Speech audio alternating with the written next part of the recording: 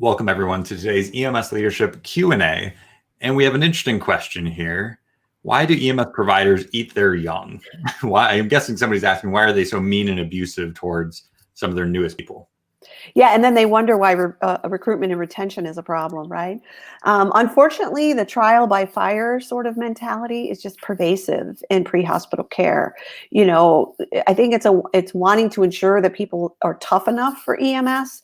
Unfortunately, kindness is seen as weak, vulnerable. And the question, you wouldn't want people treating your patients in the community or the people who are funding you or anyone involved in your organization on the outside. You wouldn't want to treat them that way, but somehow it's seen as okay to treat especially new people that way. And it's that, well, that's how I was trained. That's how I was brought up. If it's good enough for me, it's good enough. Even though your own experience of it was terrible and you hated it, somehow, again, this feeling of it's okay to do.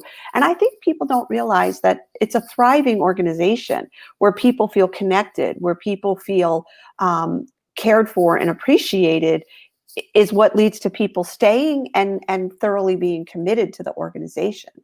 And I do think that people are afraid of investing in someone who only leaves, but they don't see the connection between being mean or abusive or even super tough on people as a connection to why people leave. Because if people are bringing their best self to an organization and then they get treated terribly, why would they stay? I mean, you don't go to a restaurant where the service is terrible. You don't go to a store and where the service is terrible over and over and over again. You stop going there. So I think it's really important for people to see that being kind and caring is really the best way to take care of people and have them be loyal. And I think it's a great action that can be taken is really have a conversation with your existing trainers, your field training officers, and the leadership team in your organization. Draw a line in the sand. Say that this may have been acceptable before, but this is not acceptable anymore. We're not going to treat anyone like that again.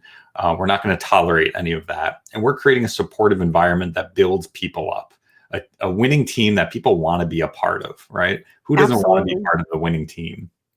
I think there's a great article we're going to link below here called How to Prevent the Dreaded Fizzle Out Syndrome. And there's plenty of resources on our website. Make sure you're on our email list for just the latest articles and videos and trainings that we post. But it's a great article to follow up to this video.